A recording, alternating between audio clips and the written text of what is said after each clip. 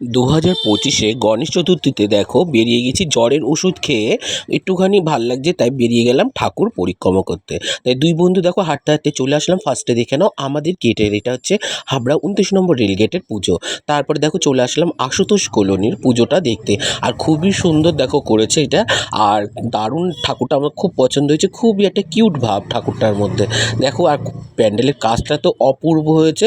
আর এখানে এসে আমাদের একটা দিদির সাথে দেখা হয়ে গেছিলো, তোমরা তো এই ভিডিওটা অনেক আগেই দেখে নিয়েছো। আর স্মৃতিকণা দিদি খুবই ভালো। তারপরে ওখান থেকে বেরিয়ে চলে আসলাম আমরা রোডে। আর রোডে এসে দেখো এটা হচ্ছে কাঠগোলার মধ্যে পুজোটা হয়েছে, যেটা হচ্ছে সঙ্গম সিনেমা হলের ওখানটায়। দেখো এখানটায় দিয়ে দেখে নিলাম, দেখে নেওয়ার পরে খুবই সুন্দর। এখানে পাশে অনুষ্ঠান হচ্ছিলো, তার পাশে খিচুড়ি দিচ্ছিলো। তারপরে রোডে উঠে গেলাম, এটা হচ্ছে ট্যাক্সি স্ট্যান্ডের পুজো। আর ট্যাক্সি স্ট্যান্ডে খুবই সুন্দর দেখো, গণেশটা খুব দারুণ হয়েছে। মানে এটা হচ্ছে তোমাদের বাজার কলকাতা, ওখানটা হচ্ছে এই অনুষ্ঠানটা। আর এখানে অনুষ্ঠান হচ্ছিল খুবই সুন্দর। তারপরে চলে আসলাম রোডের উপরে। রোডের এটা হচ্ছে হাবড়া রোডের মানে স্টাইল বাজারের পাশে পুজো। তারপরে দেখো এটা হচ্ছে একটা স্টাফ কোয়ার্টারের গলির মুখের পুজো। আর খুবই সুন্দর দেখো, এখানে ঠাকুরটাকে ওরা টাকার মালা পরিয়েছে আর খুবই সুন্দর লাগছিল। তারপর আমার শরীরটা একটু খারাপ লাগছিলো, দাঁড়িয়ে আবার জল খেলাম। তারপর দেখো এটা হচ্ছে হাবড়ার সব থেকে বড় পুজোয় ঢুকলাম।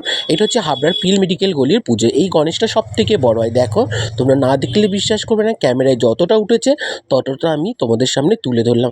আর এটা খুব বড় পুজো হয়, যেমন ধরো মুম্বাইতে লালবাগ সব থেকে বড় হয়, তেমনি আমাদের হাবড়ায় পিএল মেডিকেল গলির সব থেকে বড় গণেশ হয়। এই দেখো, আর এই বড় গণেশের পাশে রয়েছে অসংখ্য ছোট ছোট গণেশ। চলো সেটা তোমাদের দেখিয়ে দিচ্ছি। এই দেখো সব ছোট ছোট গণেশ, এই গণেশগুলো সববার দোকানে দোকানে চলে যাবে।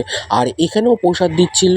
তারপরে দেখো চলে আসলো আমাদের স্টেশন, হাবড়া স্টেশনের পুজো। এটা স্টেশনের যে ভ্যান সমিতি, ওখানে এই পুজোটা খুবই সুন্দর লাগলো পুজোটা। আর ঠাকুরটা পুরো অন্যরকম, পুরো গোল্ডেন কালারের উপরে। কেমন লাগলো? তারপরে দুই বন্ধু মিলে একটুখানি আইসক্রিম খেয়ে নিলাম, আর খুবই সুন্দর আইসক্রিম।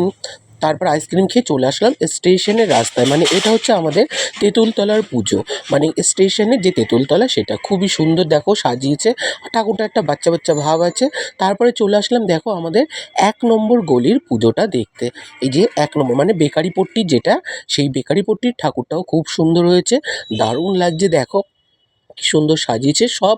এখানে মানে কিছু কম না আমাদের হাবড়াটা মুম্বাইয়ের থেকে, পুরো মুম্বাইয়ের মতন লাইটিং দেখো, লাইটিং চারিদিকে খুবই সুন্দর একটা পুজো পুজো রব চলে এসছে।